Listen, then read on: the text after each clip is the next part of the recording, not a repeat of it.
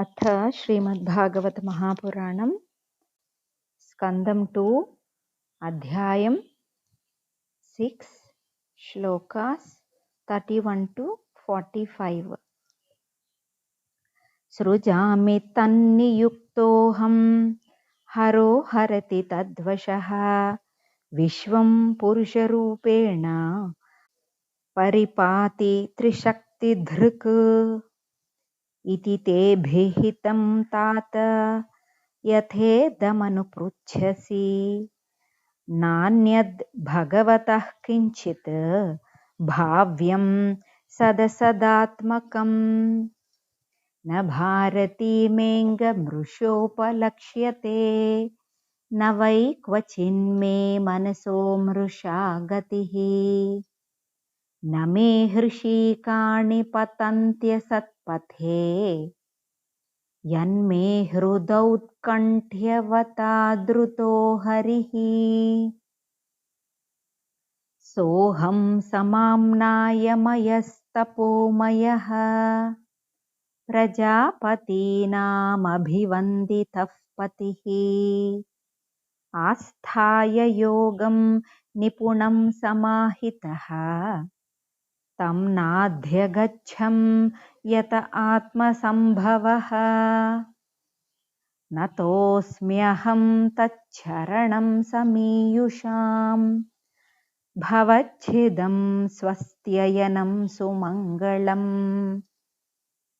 यो ह्यात्ममाया विभवं स्म पर्यगात् यथा नभस्वान्तमथा परे कुतः नाहन्न यूयं यदृतां गतिं विदुः न वामदेवः किमुता परे सुराः तन्मायया मोहितबुद्धयस्त्विदं विनिर्मितं चात्मसमं विचक्ष्महे यस्यावतारकर्माणि गायन्ति ह्यस्मदादयः नयं विदन्ति तत्त्वेन तस्मै भगवते नमः। स एष आद्यः पुरुषः कल्पे कल्पे सृजत्यजः आत्मात्मन्यात्मनात्मानं संयच्छति च पाति च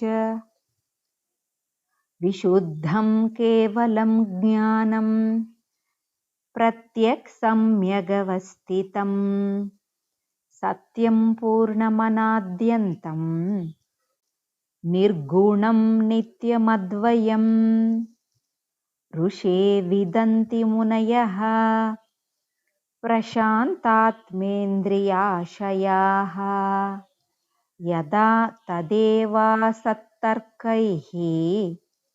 तिरोधीयेत विप्लुतम्